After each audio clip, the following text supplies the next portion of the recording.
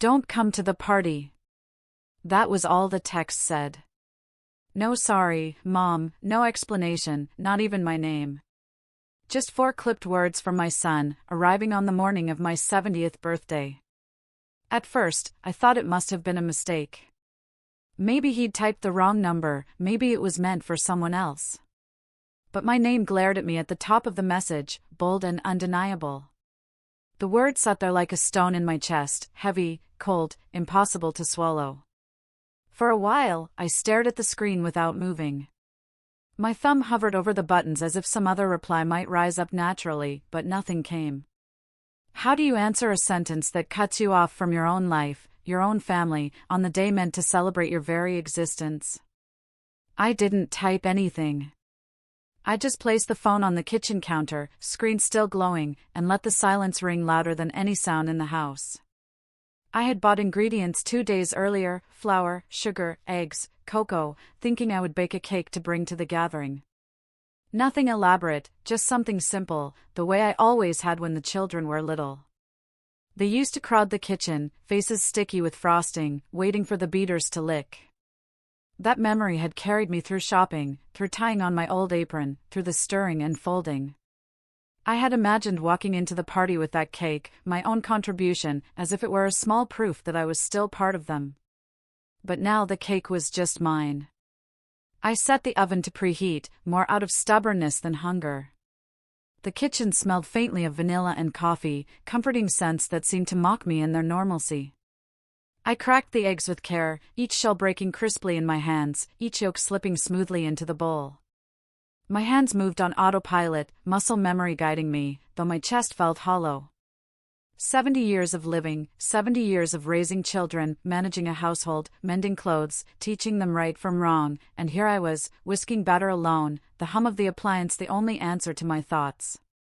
I poured the mixture into the pan and slid it into the oven.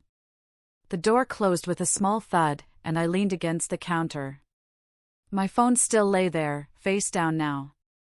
I resisted the urge to flip it over, to check if another message had come, some correction, some apology. Nothing buzzed. Nothing lit up. I thought about calling him. I even picked up the phone once, thumb trembling over his name, but what would I say? Please, let me come? The humiliation of begging felt worse than the rejection itself. So I set it down again. I was not going to beg for entry to my own son's celebration, even if it was my birthday. The timer ticked down slowly, each minute heavy with memory. I remembered his first birthday party, the blue balloons tied to the porch rail, the tiny paper hat that wouldn't stay on his head, the way he smeared icing across his cheeks until he looked like a painted clown.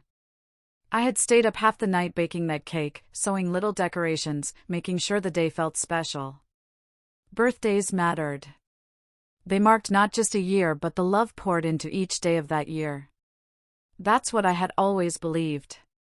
The oven beeped, pulling me back. I slipped the cake out, steam rising, the scent filling the kitchen like a blanket I no longer wanted. I set it on the counter and touched the surface lightly with a fingertip. Springy, perfect. I should have been pleased, but instead it felt like salt in the wound. A cake made to be shared, now destined for one. I brewed tea and cut myself a slice while it was still warm. The chocolate melted slightly at the edges, the sweetness almost too rich against the bitterness building inside me. I ate slowly, not out of hunger but out of defiance. If they didn't want me at their party, then fine, I would celebrate myself, even if it meant clinking my cup against empty air. Afterward, I washed the plate and cup carefully, placing them back on the rack as though someone might notice if they weren't spotless. Old habits die hard. The house was still quiet, save for the clock ticking in the living room. 70. I let the number roll around in my head. 70 is an age of arrival, of summing up, of honoring the journey. People throw parties, make speeches, raise glasses. 70 isn't meant to be a text message saying stay away. Yet here I was, invisible, unnecessary, unwanted. I went to the bedroom and pulled my purse from the closet. Inside was the usual: wallet, tissues, a comb, the lipstick I rarely wore anymore. I held it for a moment, then slung it over my shoulder. If I couldn't go to their party, I could at least go somewhere. Anywhere. The idea of sitting still felt unbearable. I glanced once in the mirror. My hair had thinned, silver strands curling where they pleased. The skin around my eyes told the story of laughter and loss alike. I didn't look like someone who deserved to be exiled from her own family.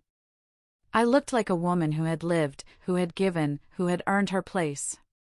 But mirrors tell only one part of the truth. The deeper truth was harder to swallow. I had become easy to set aside. I slipped on my shoes and stepped outside. The air was cool, carrying the faint scent of cut grass from a neighbor's yard. Birds darted from tree to tree, unconcerned with human dramas. For a moment, the sky felt wider than my sorrow, but the weight remained lodged inside. I walked without destination, each step a small rebellion. My son might close his door to me, but the world still stretched open. The bakery on the corner still sold fresh rolls. The park still opened its gates. The library still kept its doors unlocked. Perhaps I could step into one of those spaces and remind myself that life did not end with rejection. As I walked, I thought of other birthdays, not mine, but theirs. My daughter's 12th, when I stayed up until 2 in the morning sewing a dress she swore she had to have. My husband's 40th, when I scraped together enough to buy him the watch he'd been admiring, though he never seemed to notice the sacrifice. My son's 16th, when he wanted nothing but to drive, and I handed over the keys to a car that was barely safe but meant freedom in his eyes. I had been there for all of them. Every single one. And now, when it was my turn, my presence was unwelcome. The ache of it pressed deeper with each step. But alongside the ache, a thin strand of something else began to stir, not quite anger, not quite defiance. Something quieter. A voice that whispered, "You are still here." I found myself in front of a cafe I hadn't visited in years. Through the window, I saw people laughing, cups clinking, conversations weaving in and out. No one knew me there. No one knew today was my birthday. That anonymity felt almost comforting. I opened the door and stepped inside, the scent of roasted beans wrapping around me. I ordered a coffee and sat at a small table by the window. The cup was warm in my hands, the surface steaming gently. I let myself breathe. 70 years. 70 years of giving, of bending, of pouring myself into others. And on this day, perhaps I was meant to pour into myself. I thought of the cake cooling back in my kitchen, waiting patiently, like a loyal friend. Maybe later I would return to it, slice by slice, day by day. Maybe I would even share it with someone, a neighbor, an old friend, the woman down the street who always waved but never lingered. The thought didn't erase the hurt, but it softened its edges. As I sipped, I realized something unexpected. For the first time in years, I had no obligations. No one to serve, no one to appease, no one to fit myself around. I was free to decide what this day would mean. That freedom scared me. But it also lit a small spark inside. I didn't rush home after that cup of coffee. For once, there was no one waiting for me, no dinner to prepare, no birthday candles to light with eager little faces around the table. The house would be as silent as I had left it, and I wasn't eager to step back into that silence. So I lingered. I sat there with my coffee, watching strangers come and go, their lives intersecting briefly at the counter before carrying on. I wondered how many of them carried quiet heartbreaks beneath their coats and scarves. Did the man in the corner, tapping at his laptop, have someone who told him not to come? Did the young mother juggling a stroller and a coffee ever feel excluded by the very children she now doted on? Or was I alone in this particular kind of wound, the wound of being erased by the people I had once centered my world around? The coffee grew cold in my cup, but I didn't care. I stared out the window at the street I had walked so many times before. How many trips had I made down that very sidewalk, groceries in hand, hurrying back to a home that was always fuller than it felt now? There had been a time when the walls rang with laughter and arguments, with the banging of doors and the squeak of sneakers on the stairs. Now the only sound I often heard was the groan of the refrigerator and the ticking of that relentless clock. When I finally stood to leave, I walked slower than usual, dragging the day out as though that could somehow change it. The air was crisp, and I tightened my scarf around my neck. A few leaves skittered across the pavement, their colors fading into brittle edges. Seasons change, I thought. Families, too. Back at the house, the cake still sat where I'd left it, a silent reminder of both devotion and rejection. I touched the pan, cool now, and lifted it gently as though handling something fragile.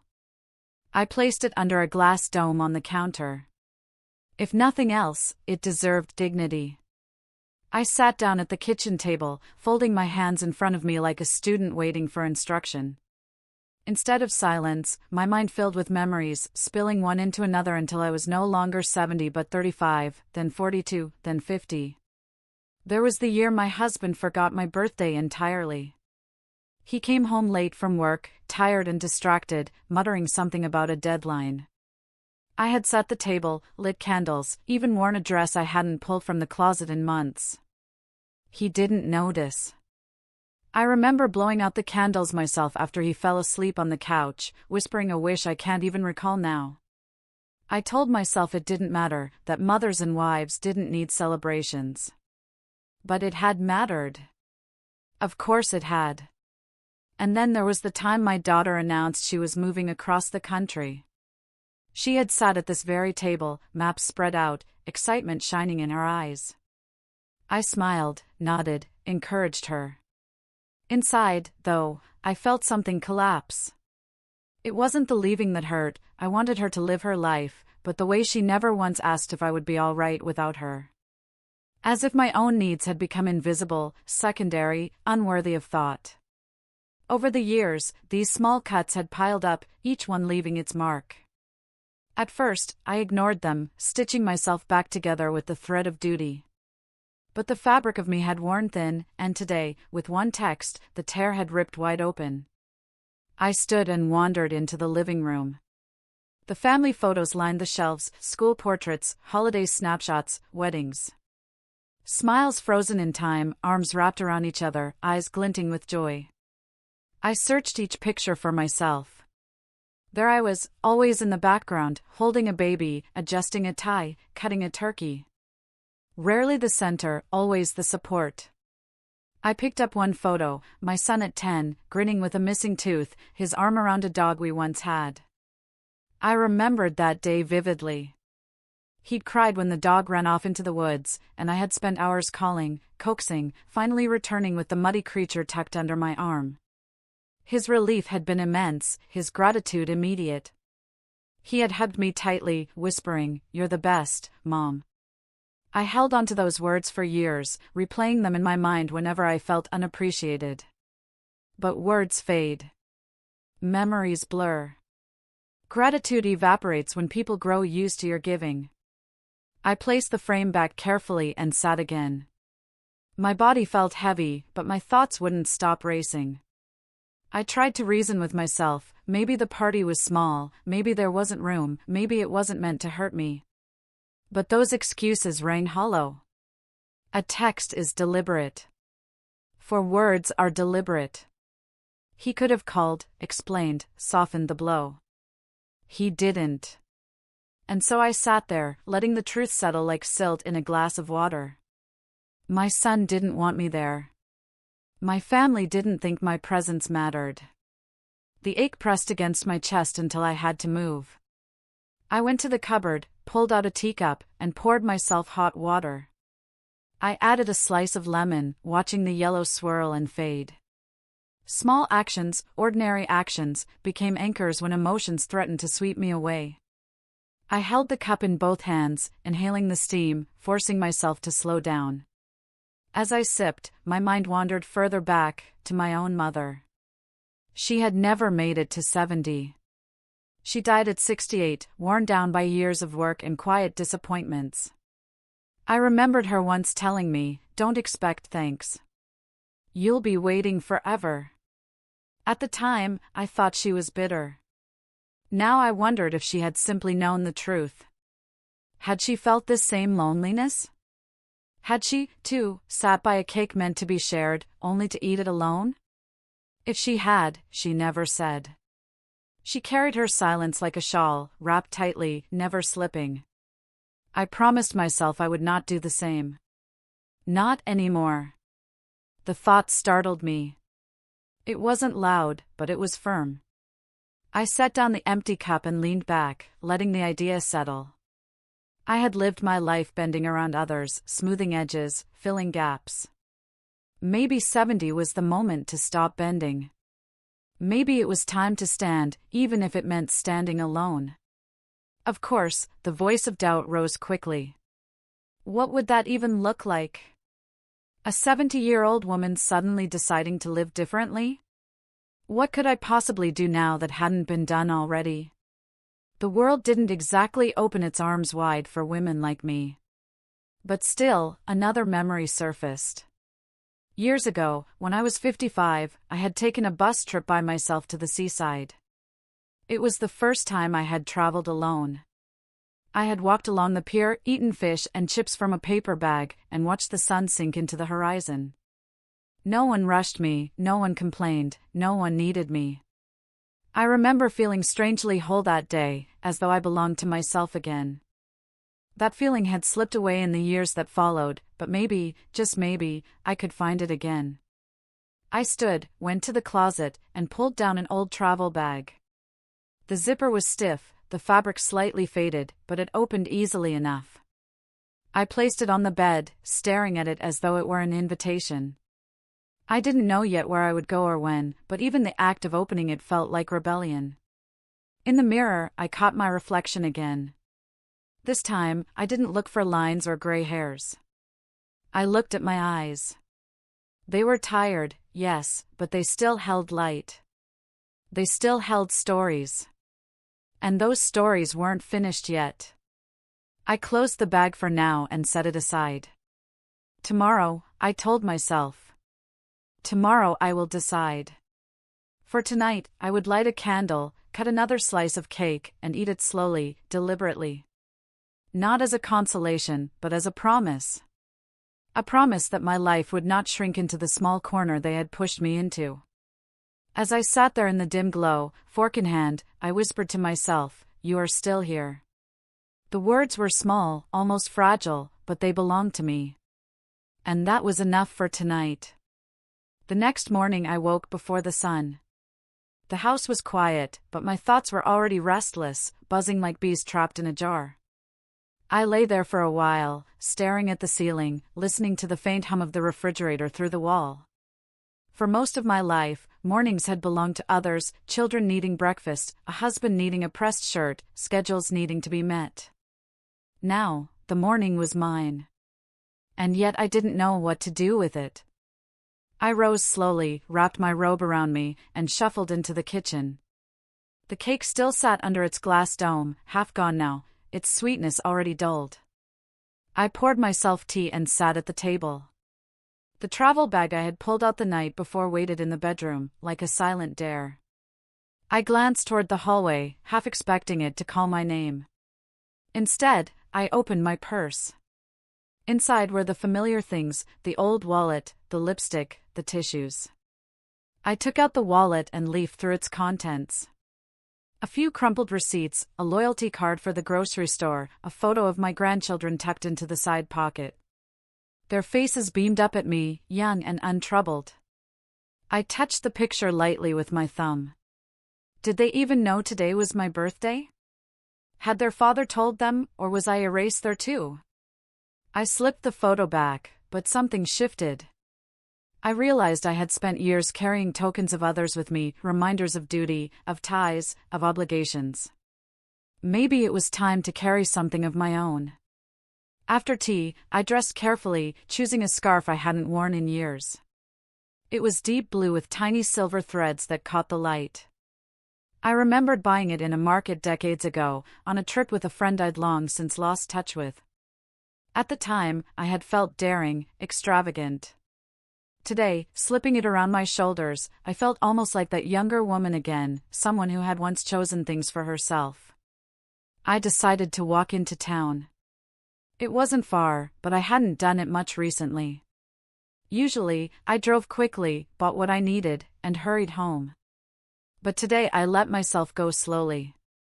The air was cool, brushing against my cheeks, and the sky carried the pale glow of morning. The streets were quiet at first, then gradually filled with life, shopkeepers raising shutters, a woman tugging her dog along the pavement, children hurrying with backpacks bouncing. At the bakery, the smell of fresh bread lured me in. I hadn't stood in line here for years. I used to send my son when he was young, pressing a few coins into his palm and watching him dart off with the energy only children have. Now I stood among strangers, waiting my turn. When it came, I bought a single croissant, warm and flaky, and carried it outside like a treasure. I sat on a bench to eat it, crumbs scattering into my lap, butter clinging to my fingers. It was delicious, not because it was extraordinary but because it was mine. Chosen by me, eaten by me, enjoyed without hurry or obligation. Such a small thing, and yet it felt like the first breath after being underwater. I wiped my hands and looked around. Across the street was a shop I hadn't entered in decades, a small bookstore, tucked between larger storefronts. The window display showed novels and journals, their covers bright and inviting. On impulse, I crossed the road and pushed open the door. A bell jingled, and the scent of paper and ink enveloped me. Inside, the shelves towered quietly, rows upon rows of stories waiting to be opened. A young woman stood behind the counter, her hair tied back loosely. She looked up, smiled politely, then returned to her work. No one rushed me, no one asked what I was looking for. I wandered slowly, running my fingers along the spines, letting titles whisper to me. One book caught my eye, a collection of poems by a writer I had loved in my 20s. I pulled it down, opened it, and found a line underlined faintly in pencil, even in solitude, the heart remembers how to bloom. My throat tightened. Someone before me had found meaning here, and now, decades later, I did too. I bought the book, tucking it carefully into my purse. The walk home felt lighter. The bag swung gently at my side, the blue scarf brushed my chin, and the book sat against my hip like a quiet companion.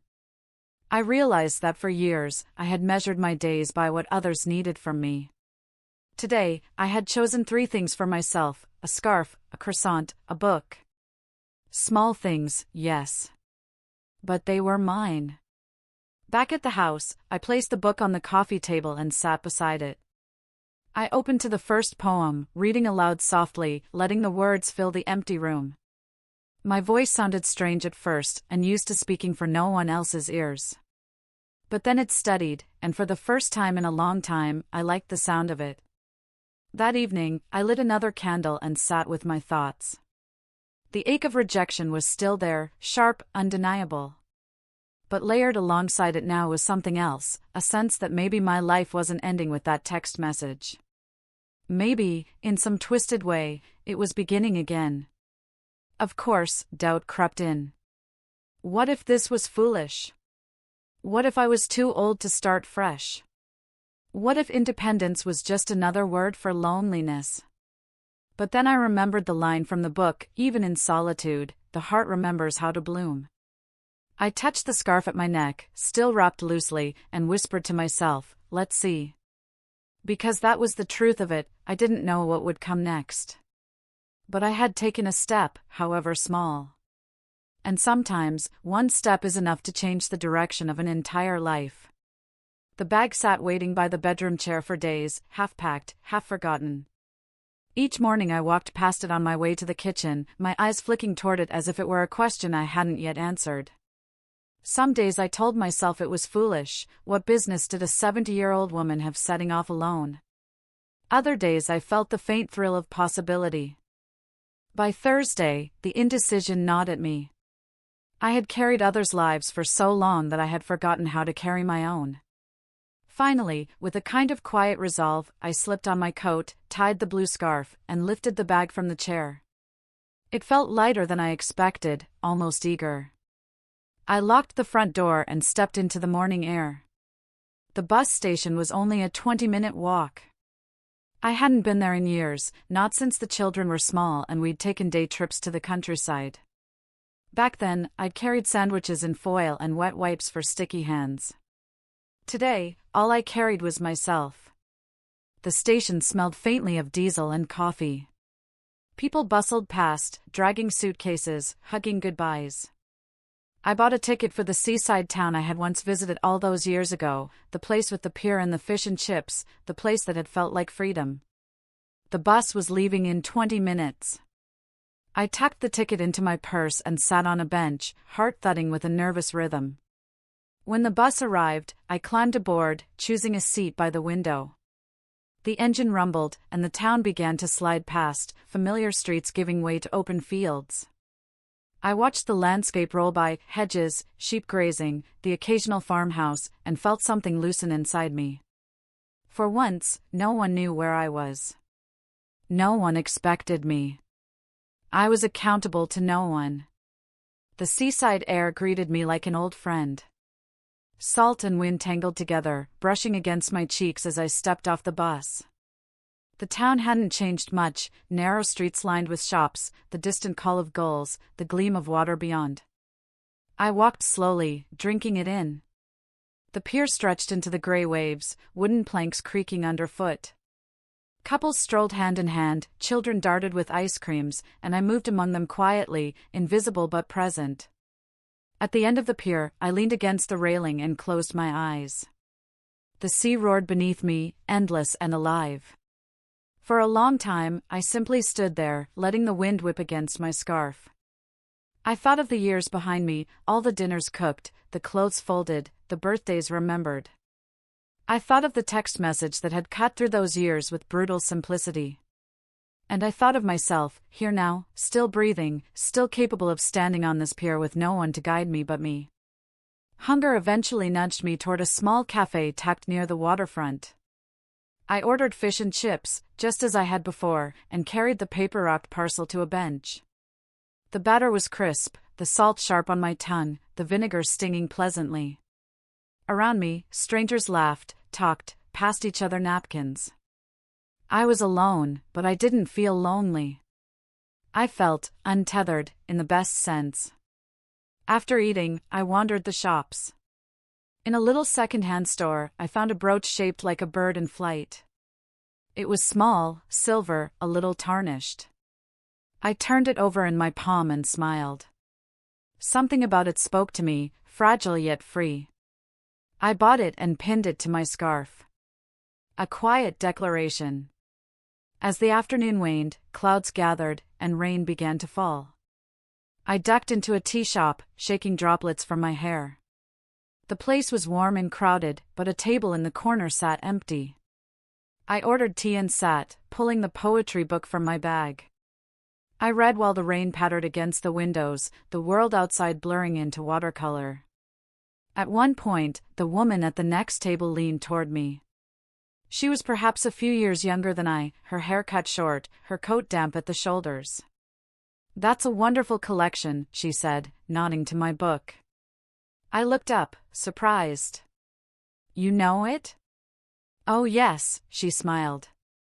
"I used to read those lines aloud to my students. I was a teacher." We talked for nearly an hour, about books, about teaching, about the way words can anchor a person when everything else shifts. I never learned her full story, and she never asked for mine, but the conversation warmed me. When she left, she touched my arm lightly and said, "It's good to meet someone who loves poetry. It's rarer than you think." I sat a little taller after she left. To be seen, even briefly, for something beyond duty, that felt like a gift. By the time the rain cleared, the sky had softened into evening. I walked back to the station, the brooch glinting on my scarf, the book of poems tucked against my side. On the bus ride home, I watched the reflections of streetlights smear across the window, and for the first time in years, I felt not diminished but expanded. When I returned to the quiet house, it no longer felt like a cage. It felt like a place to rest between journeys. I set the brooch carefully on the table, brewed myself a cup of tea, and wrote a few lines in the notebook I had packed but not yet used. Simple words, nothing polished. Today I stood at the edge of the sea. Today I bought a bird. Today I remembered that I can still begin. I closed the notebook and placed it beside the brooch. Symbols, small but mine. That night, as I slid into bed, I felt both tired and alive. The ache of exclusion was still there, yes, but it had shifted. It was no longer the whole story. It was the background, and I had begun to paint over it with new colors. I thought of tomorrow, and the day after, and the ones beyond. For once, they didn't feel like empty repetitions. They felt like open doors. And as sleep pulled me under, I whispered a promise to myself: I will not fade.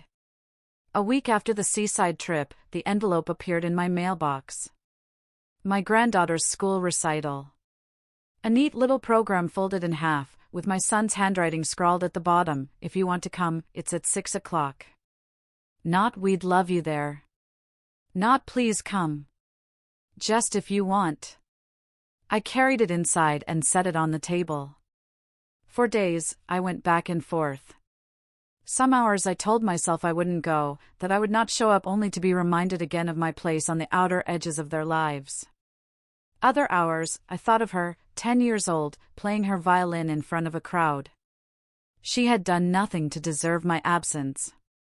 And I had done nothing to deserve being erased from hers. When the evening came, I found myself pulling on the blue scarf and slipping the program into my purse. I told myself it wasn't about him, or her, or any of them. It was about my granddaughter, and about me choosing to be present for her even if they could not be present for me. The school auditorium buzzed with chatter, rows of folding chairs filled with parents and siblings. I slid quietly into a seat near the back. No one noticed me. I sat with my hands folded tightly in my lap, my heart thudding as the children walked onto the stage. And there she was, pale green dress, hair in neat braids, violin tucked under her chin.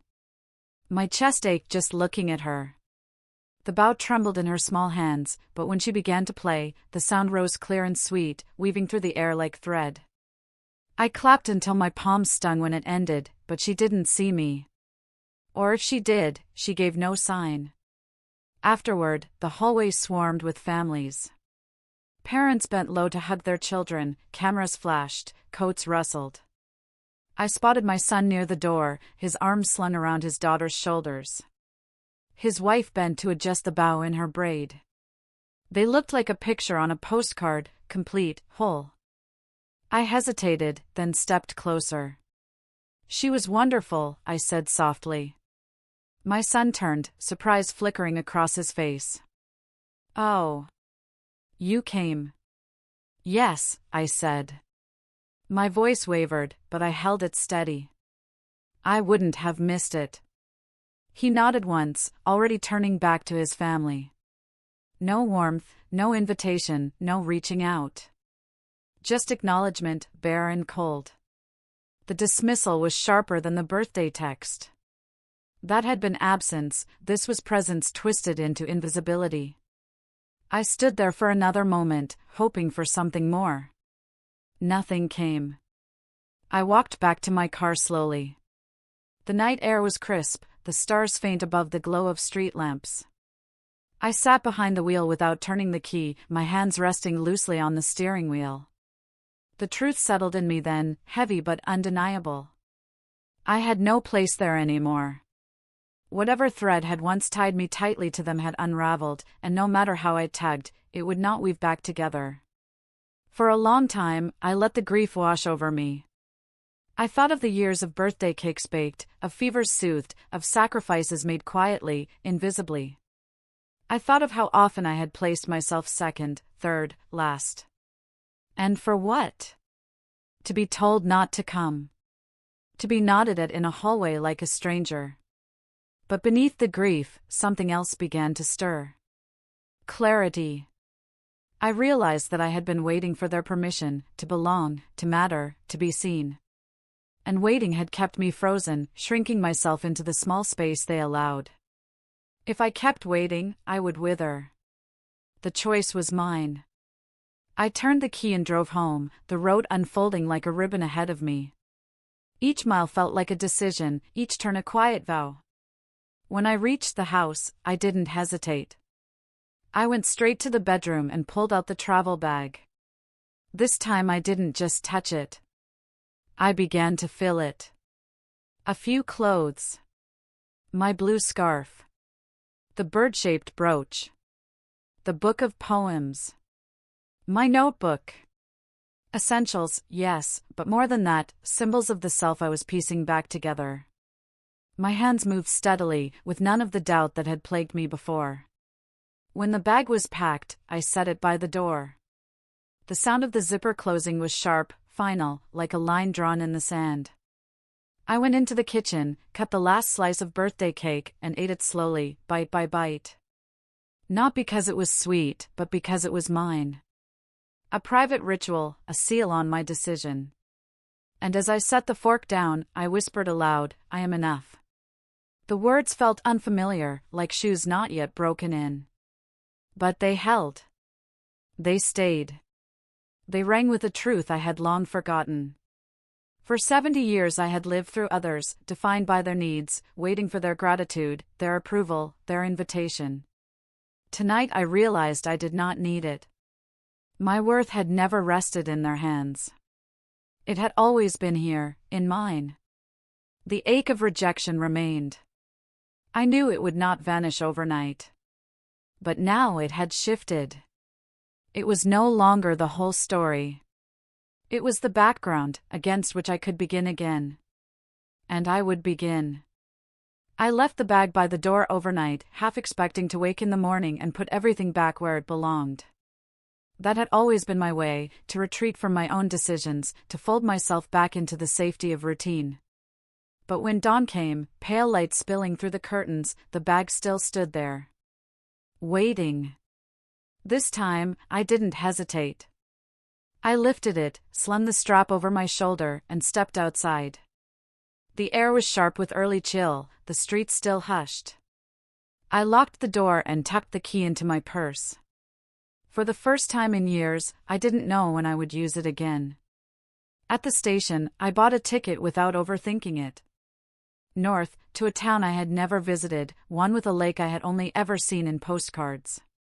The train arrived with a low groan, and I climbed aboard, my heart beating fast like a schoolgirl sneaking away. As the train pulled free of the city, the fields opened wide. Frost clung to the grass, rivers curled through valleys, smoke rose from distant chimneys. I watched it all roll past, my forehead pressed lightly to the glass. I felt both small and infinite, as though I were dissolving into the world that stretched beyond me. In the town, the lake shimmered silver under a pale sun. Ducks drifted lazily across the surface, and the air smelled faintly of pine. I walked slowly along the shore, gravel crunching beneath my shoes. Each step felt deliberate, a declaration, I am here. I found a bench and sat. The water stretched endlessly, mirroring the sky. I pulled my notebook from my bag and opened it. The blank page stared back, daunting and liberating all at once. I hadn't written for myself in years. My days had been filled with lists and reminders, scraps of obligations. Now, for the first time, the page was mine. I began to write. Not a story, not a letter. Just words, tumbling one after another. I am 70. I was told not to come. I came anyway. I ate cake alone. I walked to the sea. I bought a bird. I am still here. The sentences looked stark, but they were true. And truth, I realized, didn't need ornament. I sat for hours, watching the lake shift with the light. People passed, couples with cameras, children skipping stones, a man with a dog tugging at the leash. No one knew me. No one expected anything of me. And in that anonymity, I felt strangely whole. When evening came, I found a small inn near the water. The room was modest, a single bed, a desk, a lamp that hummed faintly when switched on. I set down my bag and looked around. It was temporary, yes, but it was mine. I went to bed early, listening to the creak of the building settling, the distant call of an owl. The sheets smelled faintly of lavender. I closed my eyes and slept deeply, without dreams. The next morning, I woke with a kind of quiet excitement. I ordered breakfast downstairs, eggs, toast, tea, and ate slowly, savoring each bite. No one hurried me. No one interrupted. It struck me then how much of my life had been lived in service of others' pace. Here, time stretched. I spent the day wandering. The market bustled with stalls selling woolen scarves, jars of honey, handmade soaps. I stopped at a stall with old books, their spines cracked, their pages yellowed. I picked up one at random and opened to a line: "The journey is not about finding where you belong, but about remembering you already do." I bought it without a second thought. In the afternoon, I sat by the lake again, the new book heavy in my lap. A woman sat on the bench beside me, knitting. After a while, she glanced over. "Are you visiting?" she asked. "Yes," I said. "Just for a little while." She smiled, her needles clicking. "It's a good place for beginnings." We didn't speak much more, but her words lingered. A good place for beginnings. As the sun lowered, painting the water gold, I realized I wasn't lonely. I was alone, yes, but not lonely. There was a difference, one I hadn't understood until now. Loneliness was being invisible in a room full of family. Being alone was this, sitting by a lake, reading words that felt like they belonged to me, carrying nothing but what I chose. That night, back in the inn, I wrote again. I thought my story ended when they turned me away. But it didn't. It shifted. It became mine again. I am not erased. I am here. The ache of rejection still flickered at the edges, but it no longer consumed me. It was just part of the landscape now, like a scar that no longer bled. On my third morning there, I pinned the bird brooch to my scarf before walking out. The silver glinted in the sun, and I caught sight of my reflection in a shop window. For once, I did not look past myself. I looked, and I nodded, as though greeting an old friend. I knew, then, that when I returned home, I would not slip back into the silence I had lived in before. I would take trips. I would write. I would open the door to neighbors. I would not wait for invitations that never came. I would make my own. And if my son never reached out again, if my place in his life remained at arm's length, so be it. That was his choice. Mine was different. Mine was to live. On the evening of my last day by the lake, I walked to the pier and watched the sun sink into the water. The light shimmered, broke, and disappeared. A chill spread through the air, but I stayed, breathing it in. I thought of the birthday cake cooling in my kitchen a week ago, of the text that had felt like the end. And then I thought of this moment, here now, alive with color and air and possibility. And I understood something I had not before: their rejection had not ended me. It had freed me. I walked back slowly, the brooch shining against my scarf, the book of poems tucked under my arm. Each step was steady, certain. When I reached the inn, I wrote one final line in my notebook. I am not waiting anymore. I am walking. And with that, I closed the book, blew out the lamp, and let the darkness settle softly around me.